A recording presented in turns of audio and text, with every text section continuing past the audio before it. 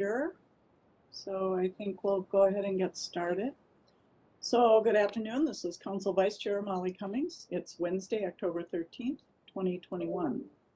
Before I call the meeting to order, I'd like to say a few things about how we will conduct this meeting, as we have been for the last about year and a half. I want to acknowledge that COVID-19 has caused us to alter our meeting procedures, and the Metropolitan Council Chair has determined that it is not practical or prudent to conduct an in-person meeting due to the pandemic.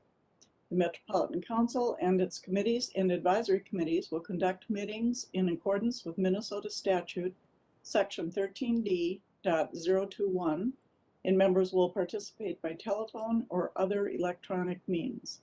Given that it is not feasible for the public to attend these meetings in person, the Council will permit pre-registered members of the public to comment during the public invitation portion of this virtual meeting.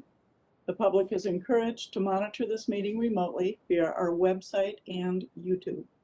The public may also submit comments to public.info@met.state.mn.us, and we will respond promptly. During this meeting, I will ask the council members utilize the wave or hand feature on the WebEx software to indicate that they would like to speak. I will call on members in the order I see their virtual hand. Members who are using a phone connection only should speak up when I call for any other discussion on the item. Sometimes I can't see everybody, so if you've got your hand up and I miss you, just jump in. I ask that members again state their name when they're speaking to ensure that members of the public can follow our discussion with ease. Because of the virtual nature of this meeting, we will call the roll for each business item. When we do, Liz will call the roll in alphabetical order.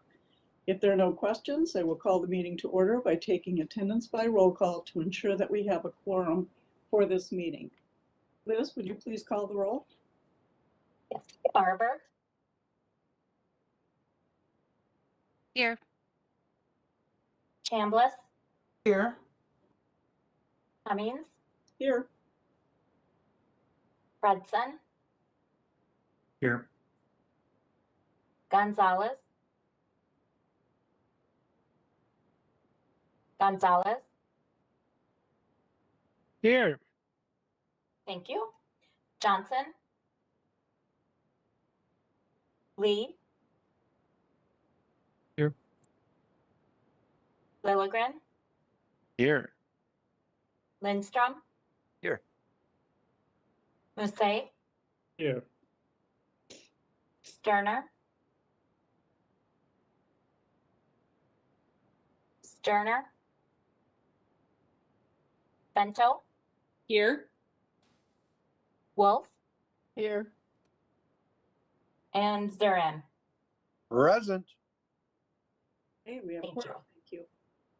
Next is the approval of the agenda. Are there any changes or objections to the agenda as it has been posted?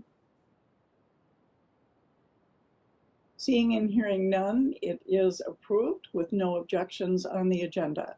So we'll move on to the approval of the minutes. We're looking at the approval for the minutes from September 22nd, 2021. Is there a motion to approve the minutes? Lilligren moves approval. Thank you, Council Member. Is there a second? Second by Gonzalez. Thank you, Council Member. Liz, is there any discussion on this, first of all? If not, Liz, would you call the roll? Barber. Aye. Chambliss. Aye. Cummings. Aye. Fredson. Aye. Gonzalez. Aye. Lee. Aye. Lilligren. Aye. Lindstrom. Aye. Musset. Aye. Bento. Aye. Wolf. Aye. And Zurin. Aye. Thank you. The minutes are approved. Next is the public invitation where we welcome public comment.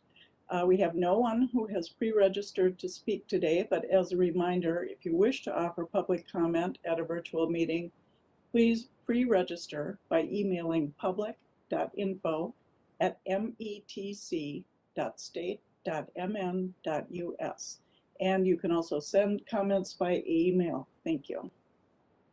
Next item, we have 12 items on the consent agenda. Is there a motion and a second to approve the consent agenda? Bento moves approval. Thank you. Wolf seconds. Thank you. We have a motion and a second. Liz, do you want to call the roll? Barber, Aye. Chambliss, Aye. Cummings, Aye. Fredson, Aye.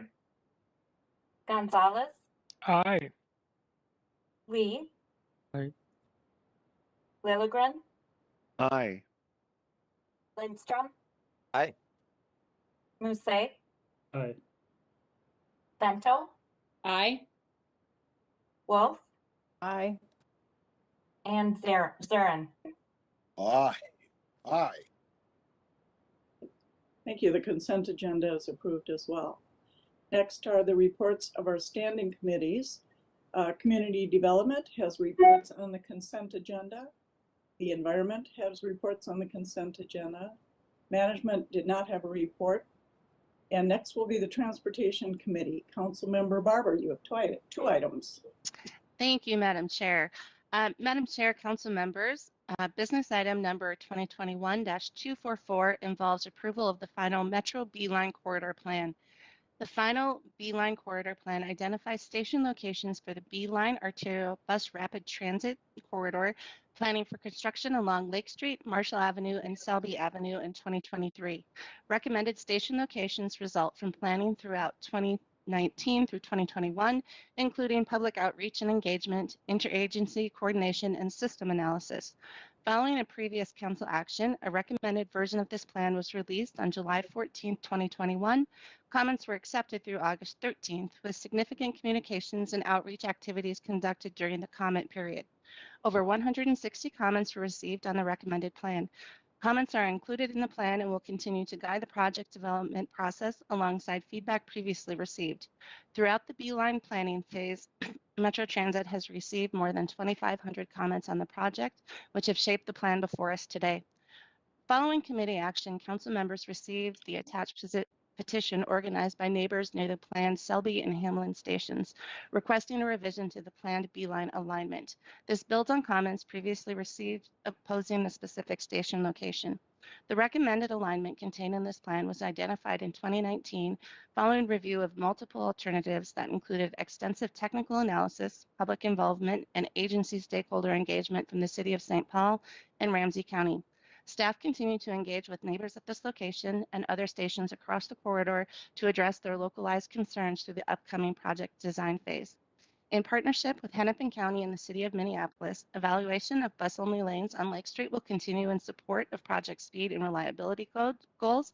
Approval of this plan does not set decisions about bus-only lanes, but sites stations in the best locations to accommodate them. Approval of the final plan provides critical direction and focus to the detailed design and engineering phase, allowing the project to advance. Therefore, Madam Chair, I move that the Metropolitan Council approve the final Metro B-Line Corridor Plan to establish the number and location of stations in the project. Thank you, Council Member. Is there a second? Fredson, all second.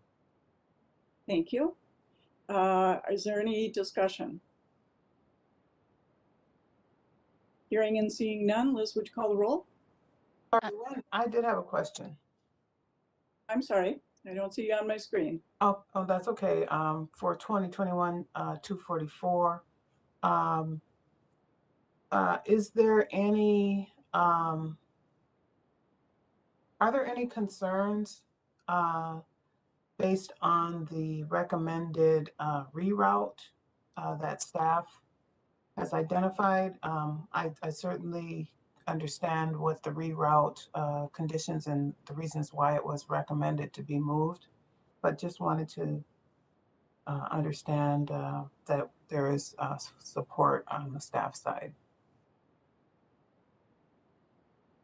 And before we continue, I just want to note for anyone who's listening in that that was Councilmember Chambliss.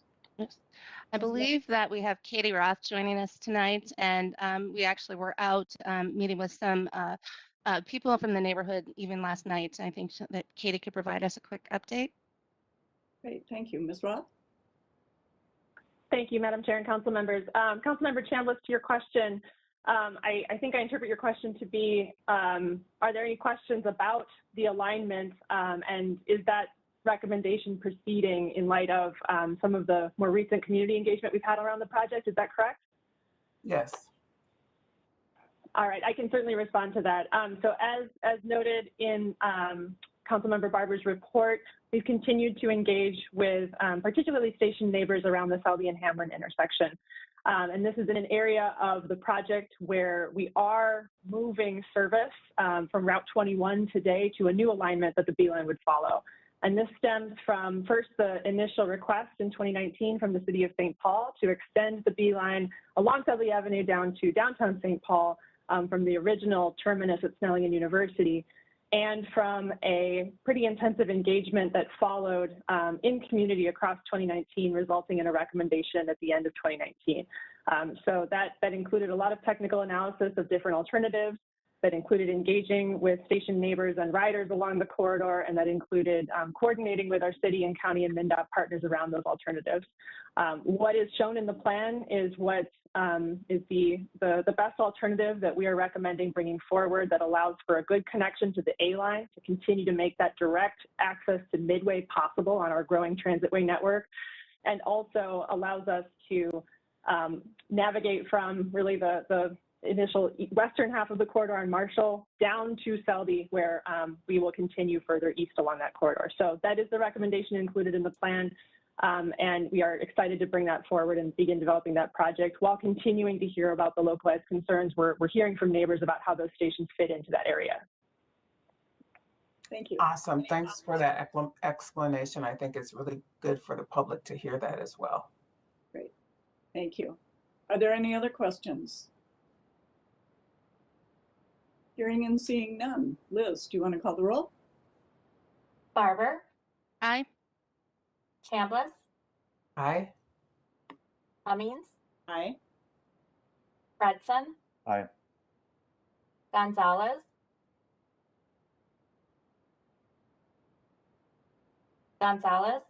Aye. thank you. Lee, Aye. Lilligren, Aye. Lindstrom, Aye. Musse, Aye. Bento, Aye. Wolf, Aye. Zurin. Aye. Excellent. That motion carries. Thank you. Oh, yes, Councilmember Barber. Thank you, Madam Chair. Just a quick comment. I really am looking forward to this next step of this project. Definitely appreciate our staff and their continued outreach efforts, but this particular line does so much to connect our system together because it interlinks with so many of the other lines that we have in service. So very excited for this. Thank you. Would you like to take the next item under transportation, Councilmember Barber? Yes. Madam Chair, council members, business item 2021-245 is regarding the adoption of the Network Next RTO BRT 2040 candidate corridors. In March 2021, the Metropolitan Council adopted Network Next BRT, naming the F, G, and H lines from near-term priority corridors. It was business item 2021-52. Council action on this item would adopt the remaining 7 RTO BRT corridors identified in Network Next as priorities for expansion through 2040. Council action would position these corridors for inclusion in the Transportation Policy Plan through the upcoming and separate TPP amendment process this fall, replacing the existing RTO BRT expansion priorities identified in the increased revenue scenario. This week, council members received additional letters from the City of Bloomington and 494 Corridor Coalition requesting that American Boulevard be retained in the 2040 RTO BRT expansion priorities. The recommended action does not retain the American Boulevard corridor as an RTO BRT expansion corridor as it ranks 18th of 19 corridors screened in Network Next. Council staff are developing responses to the letters received and will continue to engage with corridor stakeholders as the TPP amendment process proceeds. Therefore, Madam Chair, I move that the Metropolitan Council adopt the Network Next recommendations for 2040 RTO BRT expansion corridors. Thank you, council member. Is there a second? Second. Thank you. Are there any questions? Councilmember Chambliss. Chambliss. Councilmember Chambliss, go ahead. Okay, thank you. I'm looking at the notes and regarding from the city of Bloomington regarding the rationale for proposed removal and change in criteria used to evaluate transitways. It's something that I've always thought about, and you know, there are areas of transportation where service is really needed, and the formulas are often basing it upon existing ridership versus potential ridership. And I really think that we need to be looking at opportunities for creating potential ridership where it does not exist. So I'm glad that they pointed that out. And I'd like to see us to be a little bit more flexible and innovative in how we look at you know, those transportation criteria so that we can create opportunities where they are needed based on potential. Thank you, Councilmember Barber. Thank you, Madam Chair. To Councilmember Chambliss's point, said, well, the American Boulevard corridor doesn't currently demonstrate the strong transit market needed to support arterial BRT. Several near-term Metro Transit investments are focused on supporting and developing transit ridership in this corridor. In December, the Metro Orange Line will bring frequent north-south service to one of Bloomington's major development focus areas along American Boulevard. We will also be restoring Route 542 rush hour service with more streamlined east-west routing along American Boulevard, which was action that came out of our Orange Line connecting study. And our plans to invest further in all-day service in the corridor will be implemented as our operator shortages ease. In addition, just this week, we're wrapping up our major construction on 6 BRT station platforms along American Boulevard for the D line. And next year, we'll complete those stations and start D-line service, which will double today's service frequency and bringing BRT service to part of the American Boulevard corridor with the highest proportion of BIPOC residents and much of the corridor's development activity. Taken together, these transit investments are major steps towards creating the conditions in the corridor that could grow ridership and position this corridor for a different outcome when BRT plans are updated in 2025. So I believe that it's our thinking that by having some additional transit opportunities in the corridor over the near term as part of the Orange Line connecting process and the start of the D line, that we'll be able to analyze and get the data to see if BRT is supported in the corridor in the future. Does that satisfy you, Councilmember Chambliss? Yes, I think the more information that we have and the more considerations we have, both for the public and for our decisions, the better. And certainly looking at ways to develop and refine once we've got the BRT in place is a good idea. So thank you for that update, Chair Barber, Councilmember Barber. Thank you for asking the question. Any other? Yes, Councilmember Fredson.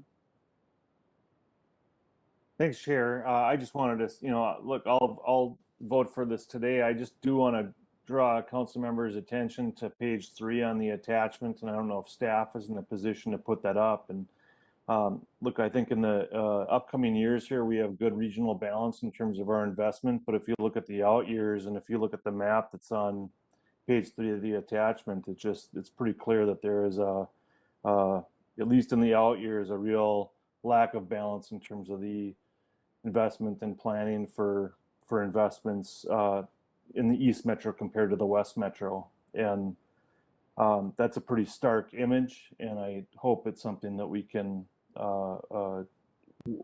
continue to work on and address in the coming years. So thanks. Thank you for that. Would Councilmember Barber? Just a brief follow-up to Councilmember Fredson. So this is one of the things as we've been looking at the ABRT plan is more frequently reviewing it and updating it with an eye, especially towards the next round of updates in 2025. So I think that was something that as we were doing launching into Network Next was something that our planners had been looking at. So I think that it will continue to be evaluated, and with some new transit opportunities coming into play in the next few years on the east side. Similarly, we can start to see if there are changes in ridership trends that impact that map over the long run. Thank you, Councilmember. Any other questions or comments on this item? Seeing and hearing none, there is a motion and a second. Liz, do you want to call the roll? Barber, Aye. Chambliss, Aye. Cummings, Aye. Fredson, Aye. Gonzalez, Aye. Lee, Aye. Lilligren, Aye. Lindstrom, Aye. Musset, Aye. Sterner, Aye. Bento, Aye. Wolf, Aye. Zurin. Aye. Thank you. That motion passes as well. Next up, the joint report of Environment and Management Committees. Councilmember Lindstrom. Thank you, Madam Chair and members. Business item 2021-243 requests approval of a PFAS legal services contract. This is contract 21P096. There are numerous ongoing efforts in Minnesota to address per and polyfluoroalkyl substances, better known as PFAS, that have the potential to impact multiple aspects of the council's wastewater operations. Potential outcomes of PFAS issues could range from the council expanding PFAS monitoring and working closely with industry, governments, and others to reduce PFAS that the council receives, to the council having to fundamentally alter its wastewater operations and make capital improvements on an enormous scale. Council staff identified a critical business need for a contract for legal advice and consultation on PFAS related issues to develop a strategy to deal with PFAS in a way that benefits the region while at the same time protecting our ratepayers. The council needs to be nimble to react to state and federal regulators, and the evolving science in this is really complicated and multifaceted area of the law. These processes can take a long time. This is a 5-year contract up to $5 million. It will allow the council to take a long view and hire a firm that is committed for the long haul. This contract is not a carte blanche permission for outside counsel to spend $5 million. The Office of General Counsel and MCES will closely oversee this work. The $5 million is to cover a myriad of costs over 5 years if those expenditures are necessary. The council issued a request for proposals in May, on May 12th, 2021. The Office of Equal Opportunity did not assign any Metropolitan Council underutilized business goal for this highly specialized project. The council received 8 proposals on June 14th, 2021. Evaluation and consensus meetings were held July 14th and 15th, and the 3 highest ranked proposers were interviewed at the end of July. Following the interviews, Barnes and Thornburg was selected as the highest ranked and most technically qualified to perform the services required for this project. Therefore, Madam Chair and members of the council, I move that the Metropolitan Council authorizes its regional administrator to negotiate and execute a contract for PFAS legal services, projects 807, 849, and 808941 contract 21P096 to Barnes and Thornburg for legal services, including legal advice and consultation on PFAS-related issues in an amount not to exceed $5 million. Thank you, Councilmember. Is there a second? Bento seconds. Is there any question or comment? Councilmember Zarin. Thank you, Chair Cummings. I would like to ask, I'm going to vote for this resolution. I think in committee, the staff kind of rushed through this, and Chair Lindstrom has done a pretty good job of framing the conversation. The narrative today, I'm going to vote for it. Can I request that we have a follow-up report on an annual basis on the, we need to have some level of accountability with that. Just asking if we can get a report back. Thank you. Thank you, Councilmember. Staff, is there Mr. Abelson or Ms. Bloodhart? Is that acceptable to give us updates? Mr. Madam Chair, I can reply that absolutely at the Environment Committee, that's a great idea. And Councilmember Zarin, please hold me to that if it slips my mind, but anytime you'd like a report, and staff I'm sure is taking a note as well, and at a minimum at an annual level we can have a report on this. Mr. Abelson, did you want to weigh in? I see you're on camera now. Sure, thank you.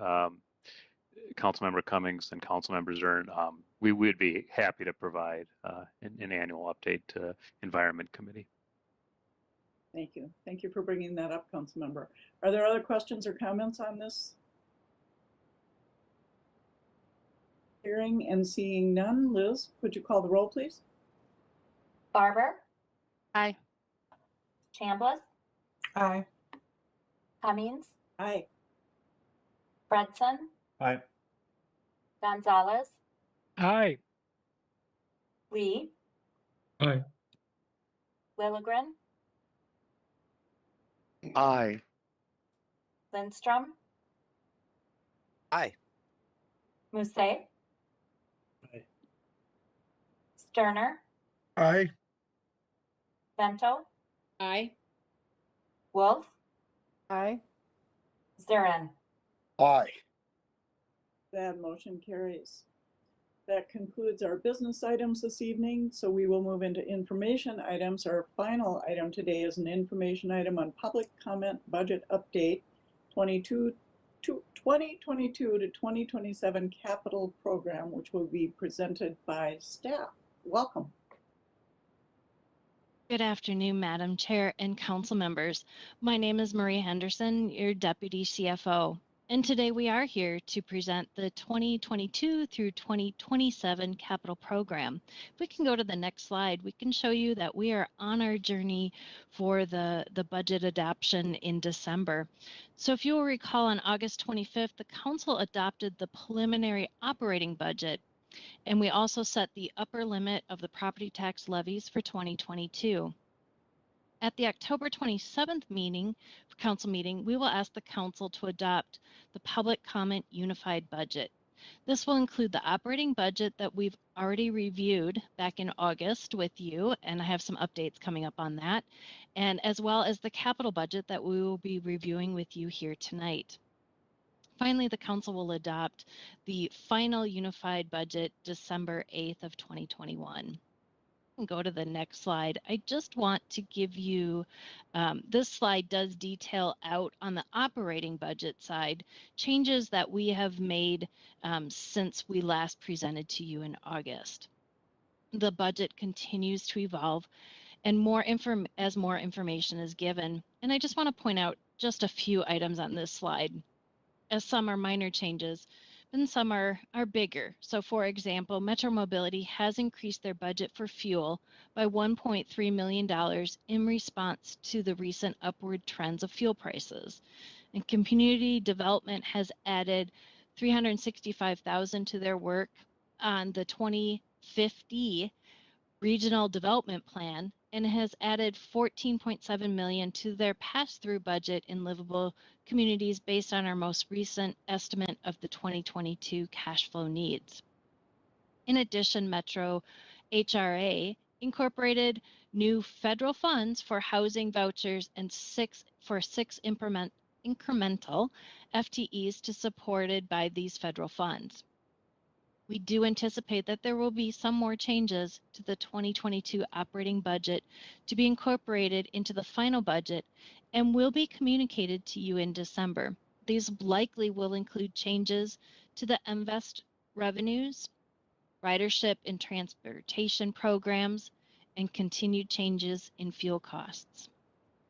So we'll flip to the next slide and we'll begin our discussion about the proposed 2022 to 2027 capital budget. Over the next 6 years, the proposed capital budget is an $8.96 billion. This is increased from last year of 5% and from the prior year 5%. So we're pretty consistent in this increase. The capital investment in our transportation infrastructure continues to be the largest share of the capital program, with 77% of the planned expenditures to be in transit and transit ways. Federal revenues will support a slightly smaller share of the expenditures in this budget than in past years, but it will remain the largest funding source for the program.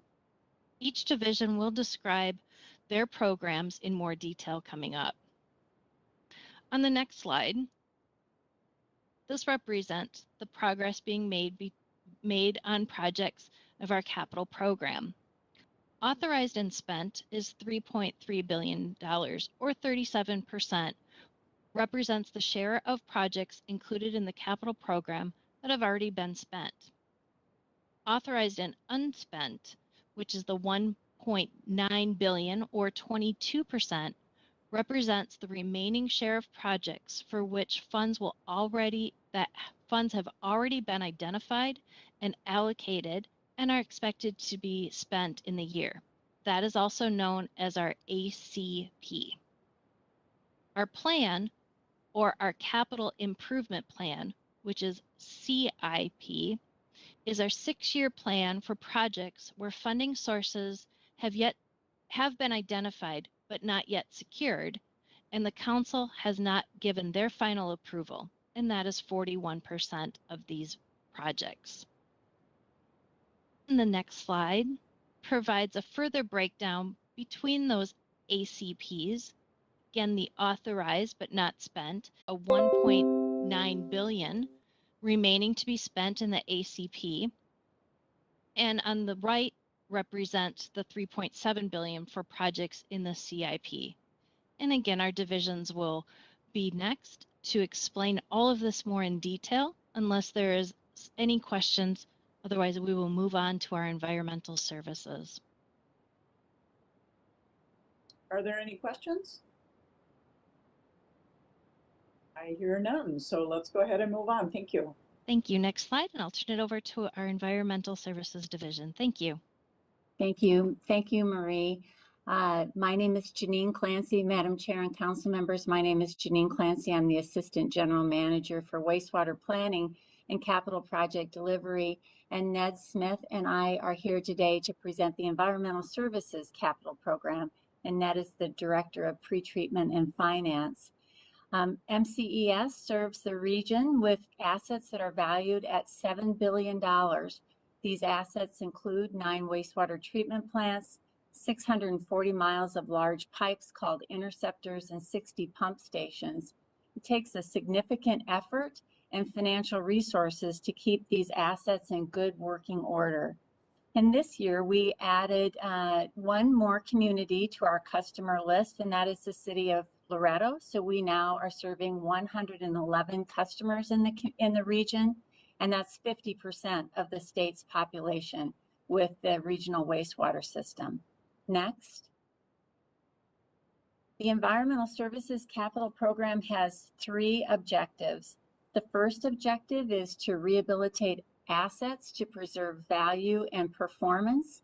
Second, to improve the quality of our service by responding to more stringent regulations, reusing treated wastewater in order to protect groundwater supplies, increase system reliability, or conserve or generate energy. And then finally, we work very hard to meet the capacity requirements for a growing and thriving region. Next. All right, thank you, Janine. And at this point, I will now walk through what we like to call the pies and bars.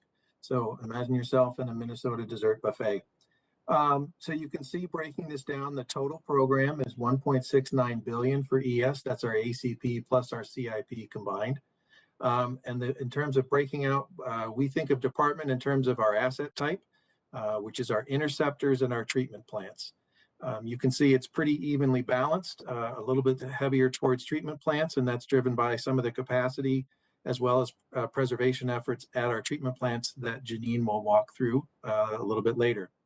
In terms of capacity, we are very focused on preserving our assets. As you can see, that's driven by the fact that we have some pipes that are over 100 years old, and we have plants that are approximately 70 to 80 years old, and as well as some newer ones. So a lot of preservation there to make sure that our existing infrastructure continues to perform.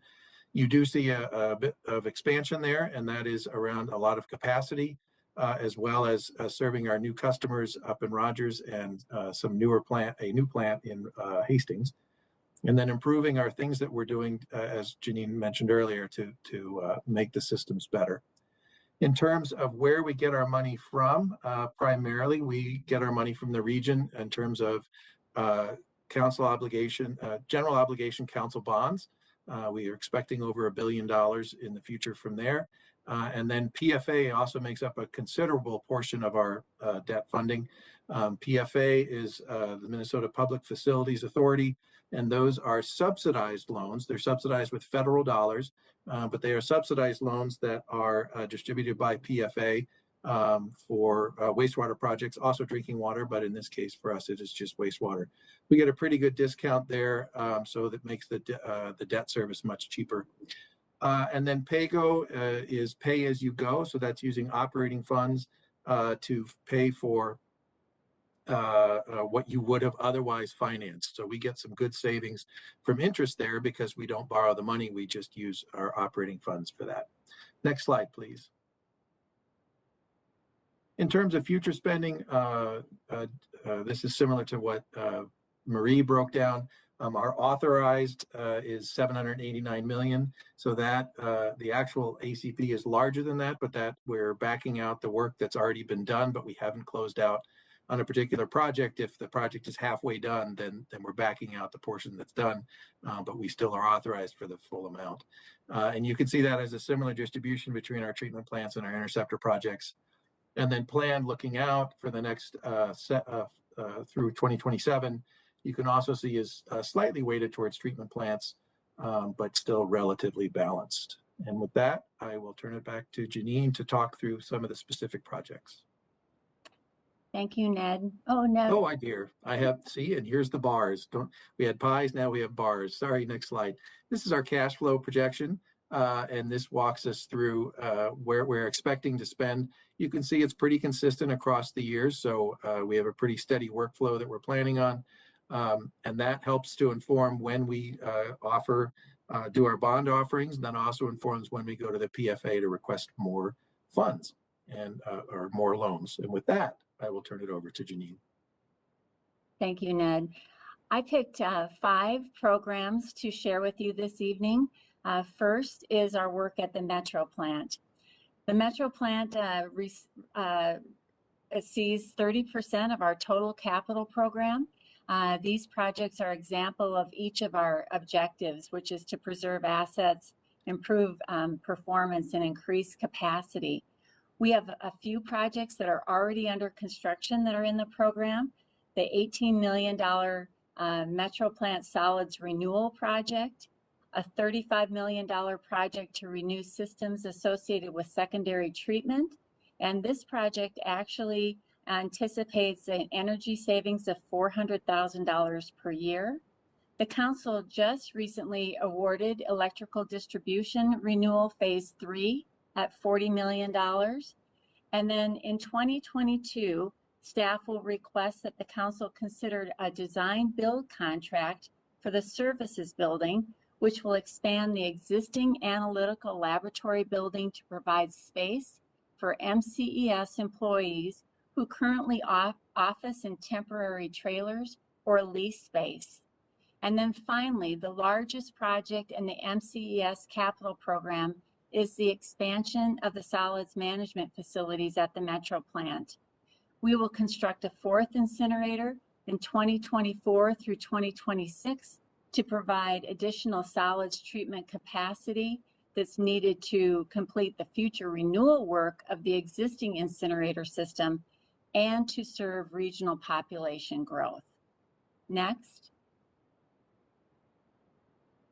The existing Hastings wastewater treatment plant was built by the city of Hastings in 1952, and the last major renewal was completed by MCES in 1985. By 2040, the service area for the Hastings wastewater treatment plant is expected to increase from 23,000 residents to 29,000 residents. The existing plant is in downtown Hastings. It's in a very small project or property, and it's very close to a residential area. So this presents challenges for expansion as well as major renewal work and additional treatment if required in our future permits. MCES purchased a new treatment plant site in 2005. The site is 221 acres north of Ravenna Trail, that's shown on the slide, and south of the Vermilion River. The new site can support facilities needed to treat 10 million gallons of wastewater every day from the long-term service area. We will complete our draft facility plan for the new Hastings plant by the end of this year, and we will also complete a very small renewal project to keep the existing facility operating for the next 10 years, which is through the commissioning of the new plant. Our estimated cost for the new plant at a planning level is $80 million. Next. Transitioning over to Minneapolis in the collection system. 1MN 320 is located just west of downtown Minneapolis.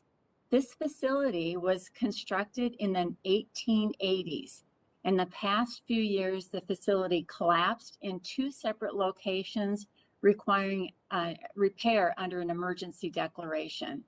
A facility plan is being prepared this year that will likely include lift station and gravity interceptor pipe to allow the system to properly function. And then the old interceptor will be abandoned. Staff will present the facility plan in 2022, and currently our budgetary estimate is $15 million. Next. A new gravity interceptor is being designed to accept flow from the southwestern portion of the city of Lake Elmo. The interceptor will be approximately 1 mile long, and it will be built parallel to I-94 on the north side of I-94. The project is estimated at about $12 million. The project has completed its preliminary design phase, and we are coordinating with stakeholders, including the city of Lake Elmo, the city of Oakdale, and the Metro Transit Gold Line project. Easement acquisitions will be needed along the corridor, and we expect to construct this project in 2022 through 2023. Next. And then finally is a project that just demonstrates the work that we do that was often required to coordinate and collaborate with other infrastructure partners. We are in the final stage of planning for the Trunk Highway 13 Force Main project. MnDOT is planning major improvements to Highway 13 through Burnsville and Savage from about Zenwood to Dakota, including lane expansions, and they are also transitioning from grade to grade separated interchanges at some specific locations. MnDOT's project is scheduled to be constructed in 2022. Currently, the MCES L66 Force Main crosses Trunk Highway 13 near Savage. The highway improvements will likely cause the relocation of the forest main into the southern frontage road. Relocation of the forest main will resolve conflicts with the proposed highway construction and will improve access to the facility. Our work is estimated at about $3.5 million, and this work will be incorporated into a MnDOT construction contract, which is scheduled to be bid later this year. Thank you for the opportunity to present.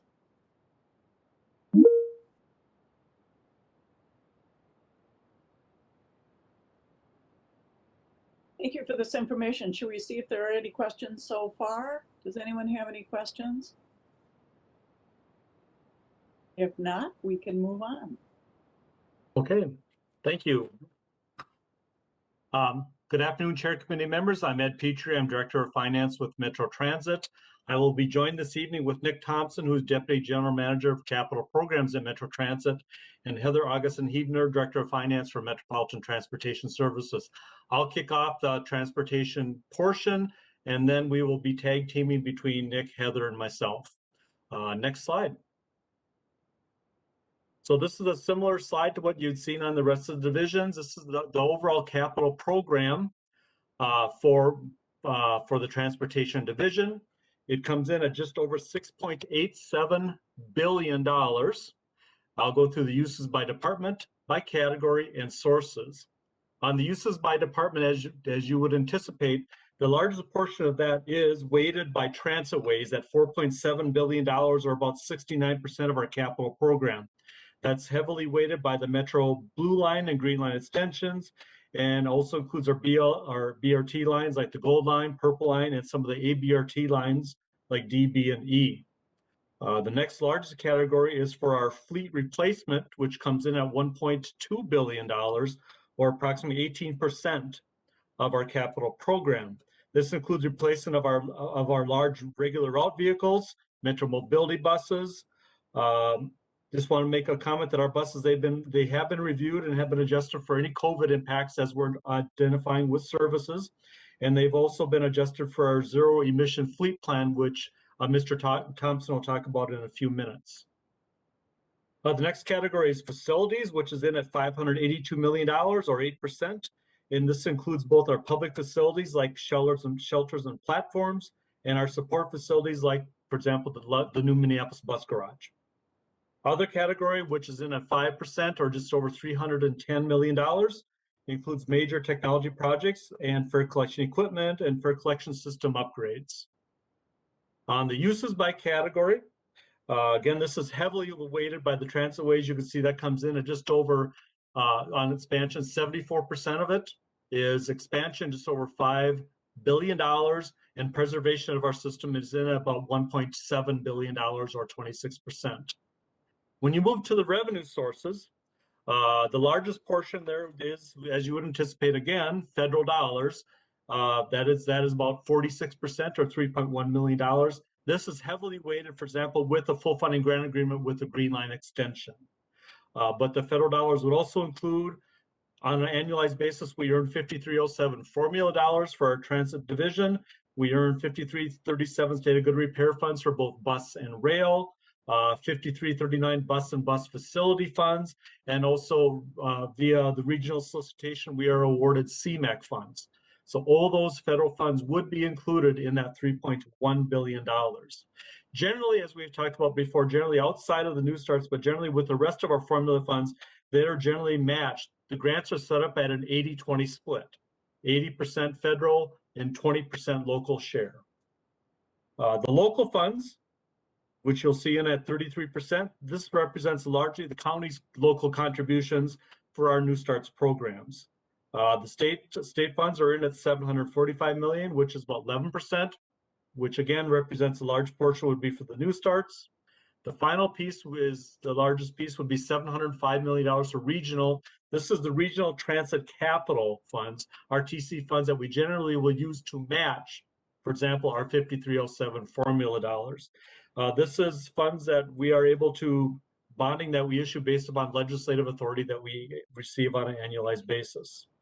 And the RTC funds, as I said, are used to match the federal funds for like bus purchases, technology, customer, and support facilities. Next slide. Okay, this slide details out our future spending, which is just over $3.9 billion. You can see we have just over $1 billion authorized and additional $2.8 billion of future spending in the years 22 through 27.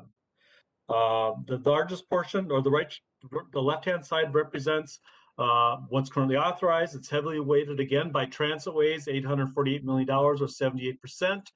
The biggest piece of that again would be the Southwest, the Metro Southwest line.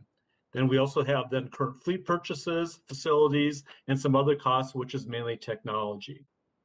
The future plan side, on the other side, is $2.85 billion. This includes, the biggest piece again would be Transitway costs in at 61%, or 1.7. This would include the Metro Blue Line extension, and then many of our other BRT and ABRT expansions. The fleet future plan, we have our fleet plans for both Metro Transit and Metropolitan Transportation Services. Generally, with our fleet, the Metro Transit fleet is replaced every 12 to 14 years, the large buses. Then on the other piece of it, the contracted buses, 12 to 14 years, but Metro Mobility fleet, as Heather will talk about, generally have a replacement cycle of about 5 years, replacing those buses. Facility costs would include all of our support facilities, again, and customer facilities. Other costs, as I talked about before, would include a lot of our technology costs, fare collection system upgrades. One thing that I also want to make a comment that we have included in the public comment draft is what's called Table I. You've heard about us talk about before. We've always had the Table 3 and Table 3A. Table 3A which is now called Table I. These are projects that totaling approximately $1.0 billion that would advance if we would have additional funding.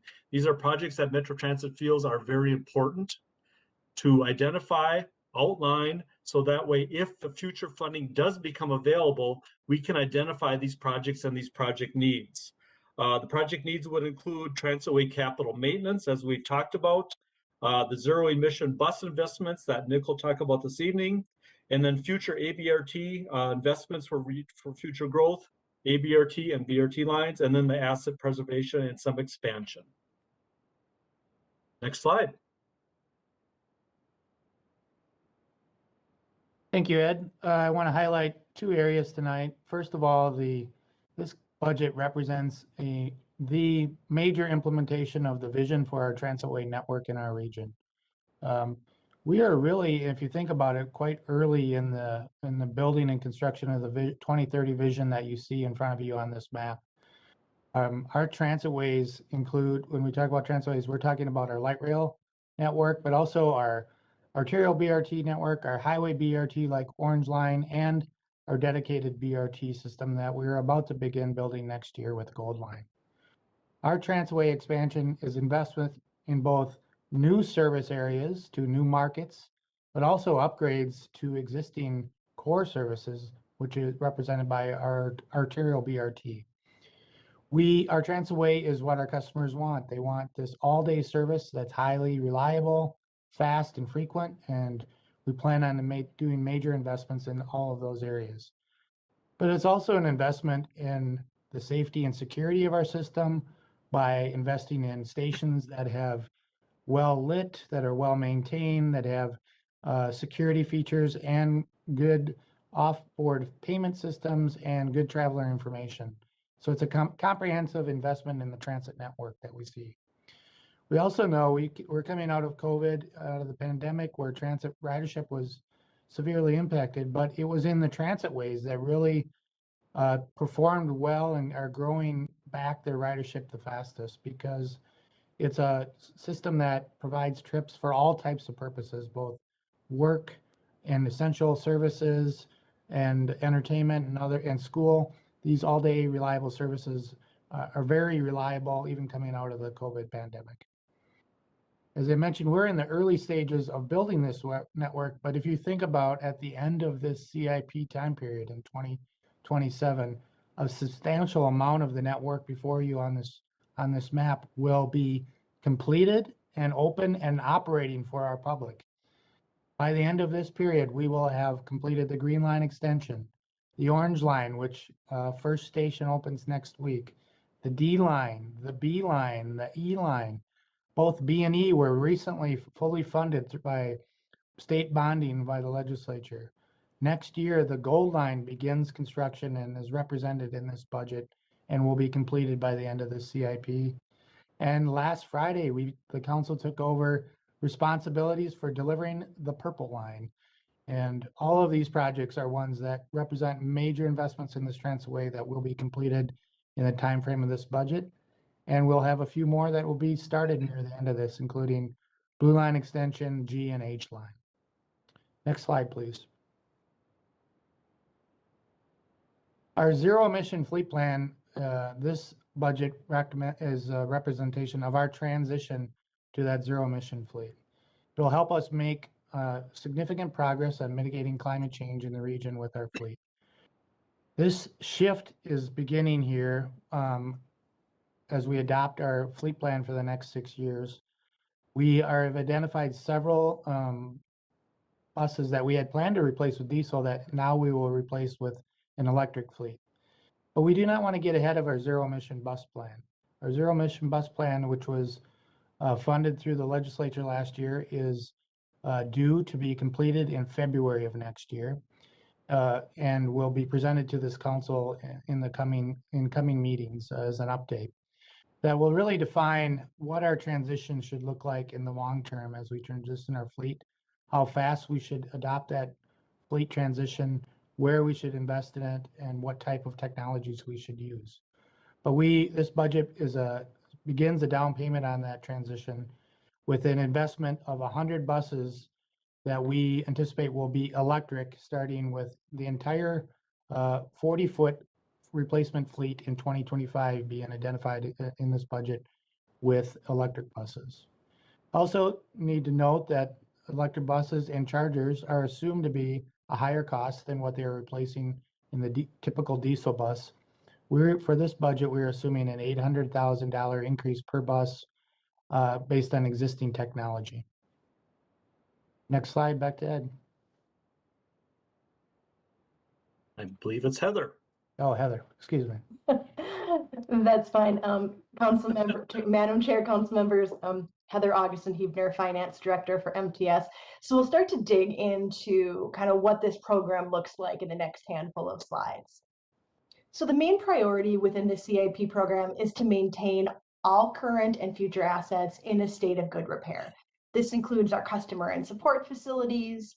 All regional facilities, whether they be ours or suburban transit providers, have undergone a condition assessment in compliance with the FTA Transit Asset Management Plan guidelines. This condition assessment has helped us to prioritize the expenditure of capital funds. Other major commitments include the new Minneapolis bus garage. This garage will be the 6th garage from Metro Transit. It is currently under construction and will also be compatible with electric buses. As Nick just highlighted, we're making investments in zero-emission buses. We currently operate 8 electric buses on the C line, and the 22 to 27 program includes 100 electric buses. So I'll talk more about this on a future slide, but the CIP also continues to meet Metro Mobility ridership growth. In addition to bringing in newer zero-emission buses and focusing on Metro Mobility, we're replacing our old systems. Our current fare boxes are from 1993 and are 28 years old. This CIP includes part of a 10-year plan for the replacement of these fare boxes for the entire regional system. The old and new fare boxes are compatible, so they will be able to function together as we bring these in over time. Our multi-year capital program includes many equity priorities. We plan to purchase buses to meet all ADA ridership growth and plan to continue to work on the ADA bus stop program. We follow regional standards for bus replacement across the region, so no matter what provider they are, whether it be Metro Transit or one of the suburban transit providers, those buses are replaced on a standard schedule. We have a better bus stop program where we are replacing and adding bus stops with better amenities, including heating and light. We are conducting additional review and analysis and have set aside funds to improve the customer service. Our CIP includes public facilities capital improvements and bus stop facilities and enhancements. And capital development for the service expansion of ABRT lines is also a major part of our equity priorities when we determine where those services will be located. So as Ed mentioned earlier, COVID continues to impact our operating and capital budgets. This CIP includes replacement of large regular route buses and Metro Mobility buses. All of these bus purchase plans have been reviewed and adjusted for the COVID impacts on our service. All Metro Transit buses consistent with last year's CIP have been extended to 14-year lives. Project timelines and costs for all capital projects have been reviewed, and modifications to project costs or timelines have been adjusted to reflect any impact from COVID. Next slide, please. So our total fleet capital program is about $944 million over the next 6 years. So we plan to replace buses from Metro Transit, Metropolitan Transportation Service family of service, suburban transit providers per fleet management plans. We will also purchase Metro Mobility expansion buses required to meet anticipated ridership growth, and I've got a slide coming up here in just a couple minutes to illustrate what that looks like. We'll leverage federal funds to purchase BRT buses. We'll also overhaul our rail vehicles, and that rail plan includes an overhaul of commuter rail vehicles and LRT vehicles. Next slide, please. So digging in even a little bit further, regional fleet purchases include a combination of large and small buses. Between 22 and 27, MTS plans to purchase over 1,300 buses, and Metro Transit plans to purchase 614 buses. These are a combination of buses ranging from smaller Metro Mobility and Transit Link buses to articulated and electric buses.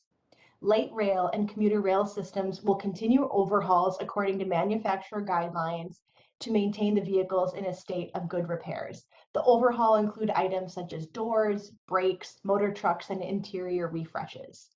Next slide, please.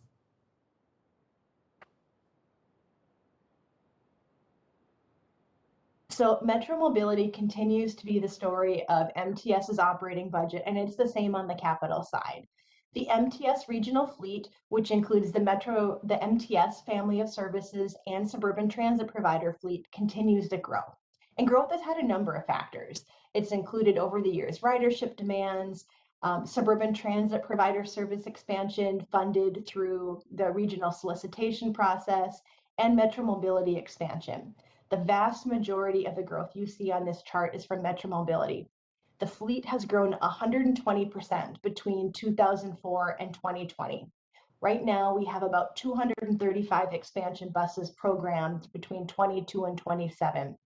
Small buses have a 5-year useful life, so nearly every Metro Mobility bus is replaced during the course of our CIP, and multiple buses are going to be replaced twice when you take the authorized capital program where we have buses in process, and we're still planning to replace those buses in 2027.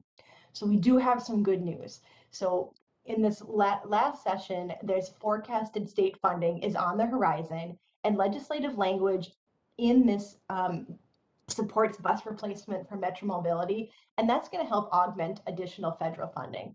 So prior to this new legislation, we were in the position where Metro Mobility fleet expansion was just eating away and eating away and eating away at our revenues for the capital program. And it was not too many years out in the future. We wouldn't have enough money to balance our budget without stopping replacement of buses, and we would not be meeting the regional fleet standards.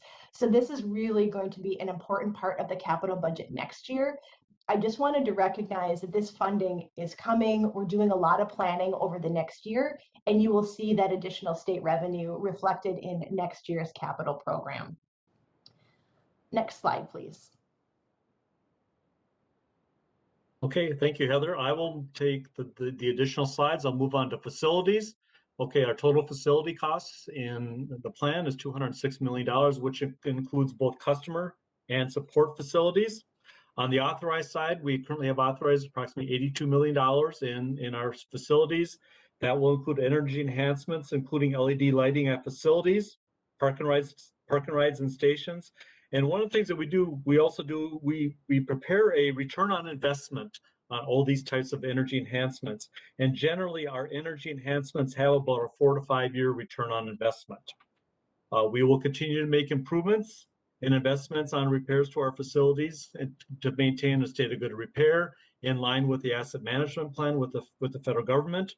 And we will also complete our Haywood campus administration building and work on the Haywood administration building and complete the new Minneapolis bus garage, as Heather had mentioned a few minutes ago. On the plan side, we plan $124 million, which would include the zero emission bus investments, the infrastructure, which would be all the charging stations and infrastructure supporting the electric buses that Nick had mentioned earlier. We also have a hoist replacement program where we're basically replacing our hoists in our garages. We have those on a replacement cycle of 1 garage per year. We will continue to make improvements to our facilities, including to maintain our assets in a good state of good repair. And we'll also have a multi-year capital program that includes many priorities, including the Better Bus Stop program, improving our customer experience. We have some work on ADA bus stops and bus stop facilities and capital improvements. The next slide. The other category is $198 million. We currently have $51 million authorized and a future plan of $147 million. The big piece of this is the way I would look at it, it's technology based. We will include on the authorized side $51 million. This would include capital upgrades, including hardware, software, computers, printers, those types of items. And also our fare collection equipment system and support for the entire system, Metro Transit, Metro Mobility, and the regional providers. On the plan side is $147 million of planned. The biggest piece of that would be, first of all, replacement, as Heather talked about, our current GFI fare boxes. They are of a vintage 1993, 28 years old. So we are on a 10-year replacement cycle where with every one of our bus purchase orders, we are also ordering GFI fare boxes. They are also compatible with our current systems, which we're very happy about.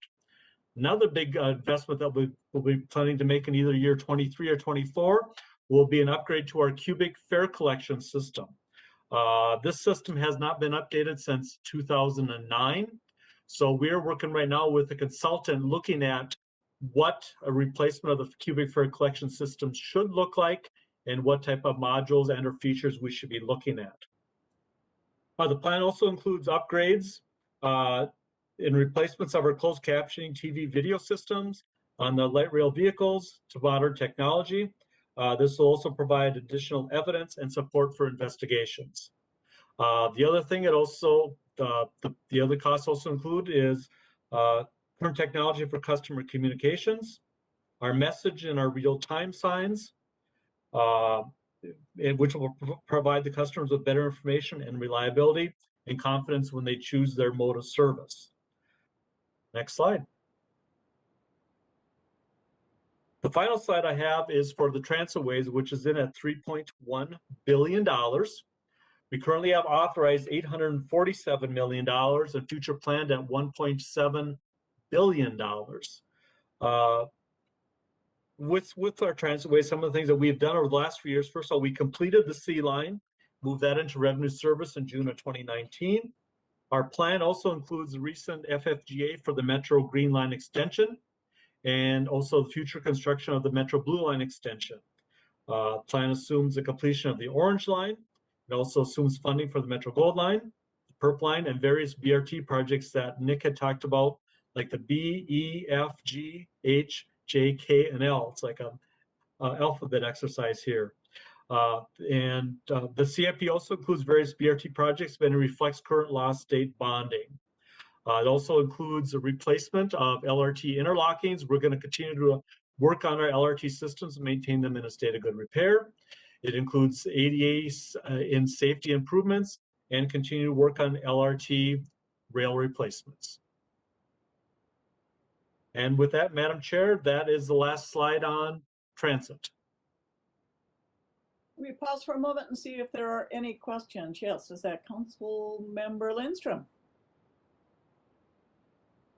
Well, thanks, Madam Chair. A question about the zero emission plan, I'm just curious to know, I know that that's primarily going to be focusing on the 40-foot buses, but does that also include Metro Mobility buses as well? Thank you. Madam Chair, council members, maybe I'll take that piece just because it's Metro Mobility. It is not covering Metro Mobility right now, but MTS is going to be doing a study starting in late 21 and working through 22 to take a look at how we might integrate electric vehicles into our fleet because we have such a different service model. We contract out our services, so it is theoretical that every 5 years we're switching to a different private garage. So we just have different dynamics that we need to work within. So I imagine you'll be hearing a lot more about that in calendar year 2022. But we do not have funding for that right now in this CIP. For that. Are there any other questions?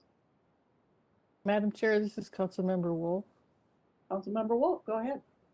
Thank you. At what point are we going to be updating our ridership projections for the new reality, whatever it ends up being as far as these future lines? Madam Chair, Councilmember Wolf, I see Wes coming on. Is Wes? Yeah, Madam Chair and Councilmember Wolf, you know, right now, as everyone knows, the COVID pandemic period is extended well beyond what we anticipated extending. So we don't have a clear picture yet of when ridership will be coming back and what form of travel behavior our riders will be taking. And certainly that applies to Commuter Express and applies somewhat also to local service. So we think we're going to be learning much more in 2022. We're in close contact with the businesses in downtown.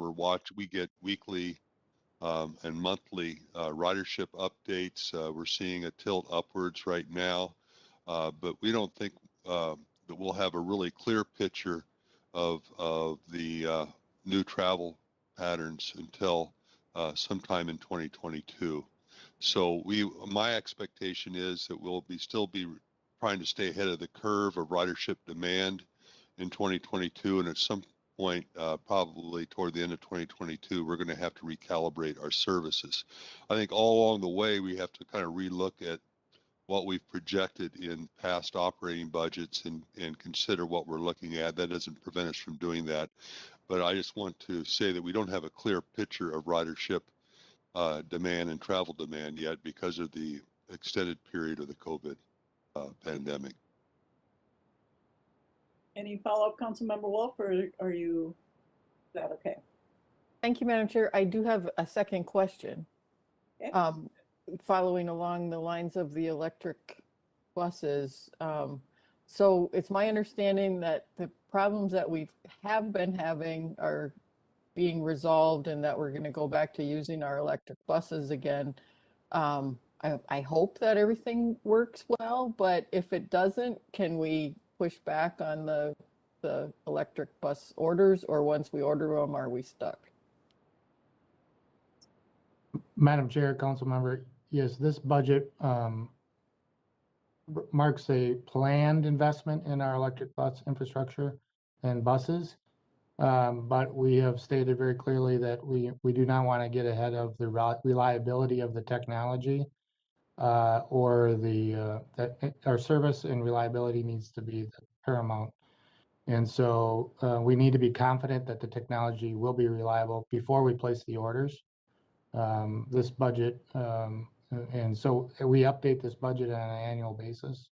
As we learn from the zero emission bus plan, that is one of the things is what's the state of the technology, what's the right kind of path forward to how fast you should adopt it.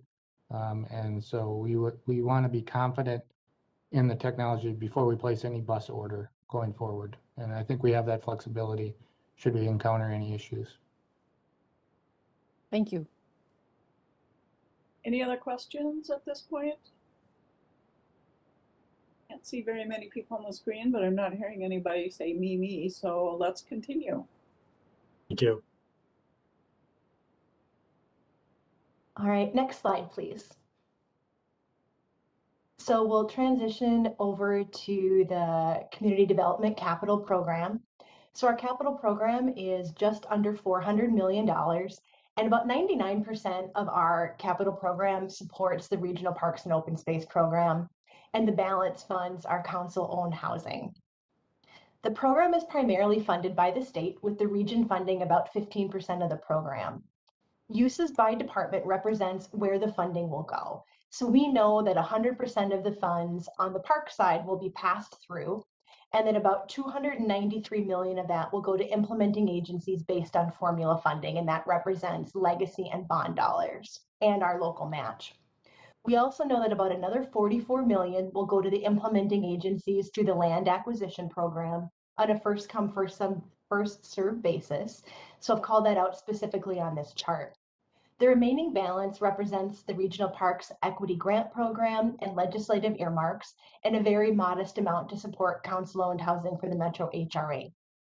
Based upon history, we anticipate that about 26% of funds will be used to improve existing parks and trails, 36% will go to expand the system, and 38% will be used to preserve the system. So these percentages may adjust over time. We have applied an assumption of how past dollars are funded, and this chart may evolve as specific projects are selected by the parks implementing agencies.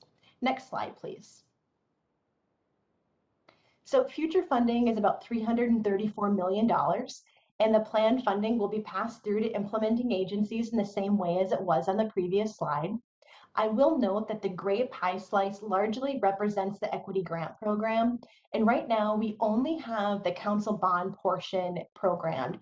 If you remember from the last time we ran a solicitation, the council also chose to invest about $1.4 million of operating funds in the program. Given that those interest earnings are sitting there, we have not programmed any of those in the CIP, but that decision will come before council members in alignment with the next solicitation process for the equity grant program. Next slide, please. So our park system is an asset to the region and serves over 63 million visitors annually, both being close to folks' homes, and we know we have a great deal of visitors from around the state and beyond. Our impact on equity really shows up early in the planning processes through setting standards in Thrive MSP 2040, the Regional Parks Policy Plan, and master planning approval processes.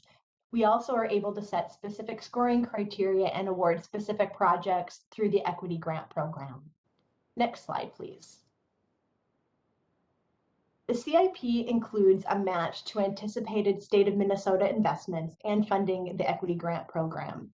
What this means is we basically carried the same program forward that you saw last year, and we've added 2027 based upon anticipating funding cycles, and added a year of funding to council-owned housing.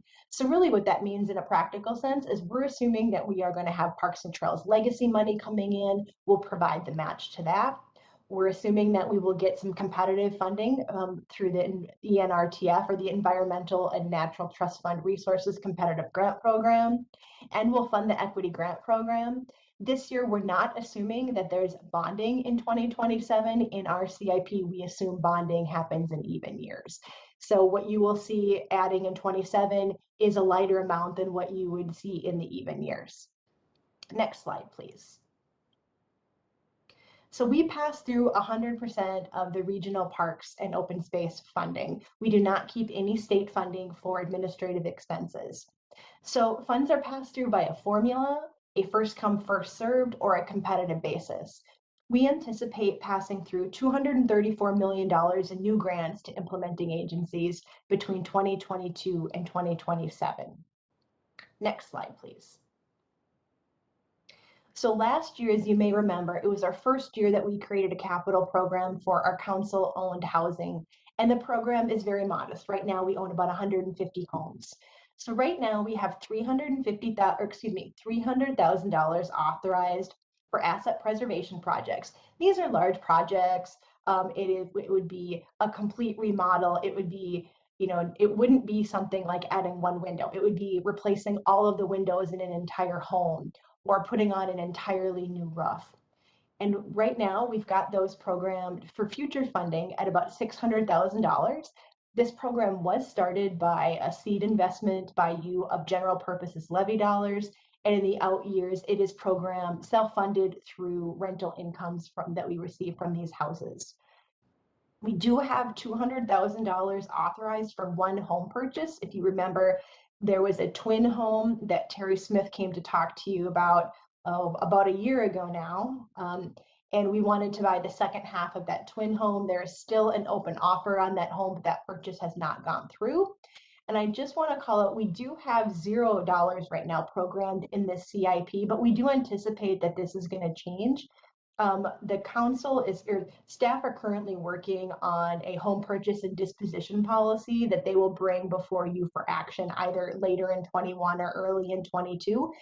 So what this would really mean is that we anticipate that in the future, if the council adopts this policy, that there may be a handful of properties that we sell, and then we would very likely be asking the council to reinvest the revenues that we got from those sales into new homes. I also want to recognize that we have an amazing partnership going on right now with the city of Edina, where they have committed $2 million for the purchase of homes for our program that we can lease to families in the region. Those dollars never touch our budget, so you are not going to see those programmed in our capital program, even though we are actively working with the city of Edina. So I just wanted to offer my personal thanks to all of the staff, both on the budget side, the finance side, the program side, that spent a lot of time putting this together. And with that, Madam Chair and council members, that's our 22 to 27 capital program. I'm happy to answer any questions you may have on the community development CIP, and we'll be back before you on October 27th with a business item to approve the 2022 preliminary unified budget. Oh, thank you, Heather. This and the rest of you who presented, this is an amazing amount of work reflected in this presentation. Are there questions? Councilmember Chambliss. Thank you. It's really good to see what the kind of high level budget plans are for a 5-year period. I'd like to, when we have our next presentation, I'd like to see how it compared to the previous 5 years, just to see kind of where the changes are. For the community development, there wasn't a whole lot of detail as far as focus, and I'm assuming that's because we didn't have programs. So if maybe somebody can answer that or provide some more focus on that part of the budget. And then secondly, I'm really excited about the housing program that we have and that moving into capital programs, and the fact that it is self-funded through rental income. We all know that we have a housing shortage, so for the Metropolitan Council to be able to make this kind of a commitment is wonderful. Thank you, council member. Are you looking for a response tonight, or are you hoping in a future meeting that you will get more detail? Looks like we're going to get one. All right, Ms. Bogey. Thank you, Madam Chair. Mary Bogey, Regional Administrator.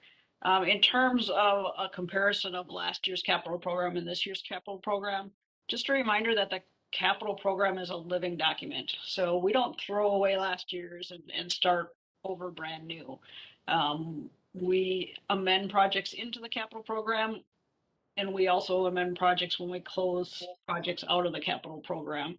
So as we go year to year, we're adding the year on the end and dropping off the year on the one side to make that 6-year capital program. So it's just extending the costs out that extra year, but new projects are amended into the capital program. Thank you for that. Yes, Councilmember Chambliss.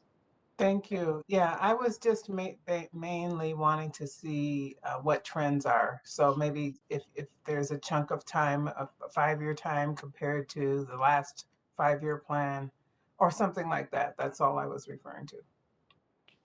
Madam Chair, we can certainly talk about kind of spending year over year in the capital program, new projects entering year over year, those kinds of things. We can certainly do some trend analysis on that for you.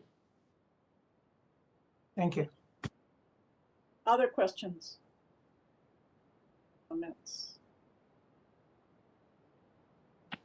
This was just an amazing amount of work, certainly, and I think, you know, as difficult and challenging as it is every year to update, to project based coming through this pandemic, which is continuing to go on, and really having to do a fair amount of guesswork as to what the implications are going to be, makes it just that much more challenging. So it's helpful. It's a great reminder, I think, that the regional administrator made, that it's a living document and it can change and it will change and it will get updated, and it will, you know, these are not cast in concrete numbers.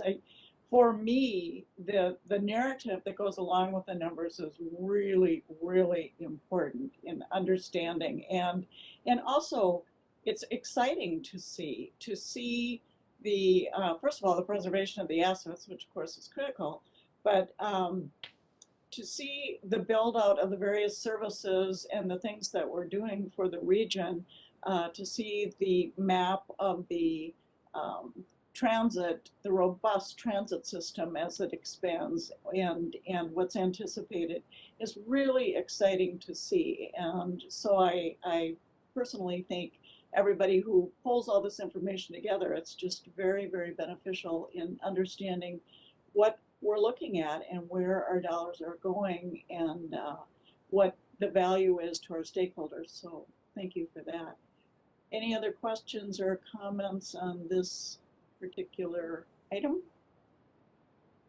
Seeing none, thank you all for that. That was very good. And we'll move into, do council members have any reports?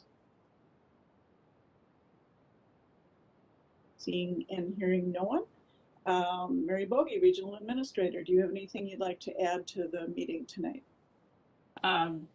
Councilmember, just and Madam Vice Chair, just echoing your support for the staff and pulling together our budget presentations, and again, in particular, in now a second year of dealing with pandemic and trying to develop a budget around a lot of assumptions go into this, and so teams has done a great job, and just echoing your praise of them as well. Thank you. Thank you. And how about General Counsel Ann Bloodhart? Anything to add this evening? Thank you, Madam Chair. I have no report. Very good. Then in that case, if there's nothing more, we will be adjourned, and the sky has turned blue in the time that we've been meeting, and it looks like the wind has died down. It's not so rainy, so maybe we can all get out and get a little bit of fresh air, and we will see you all soon. Thank you very much. The meeting is adjourned. Thank you. Take care. Bye now. Thank you, Chair.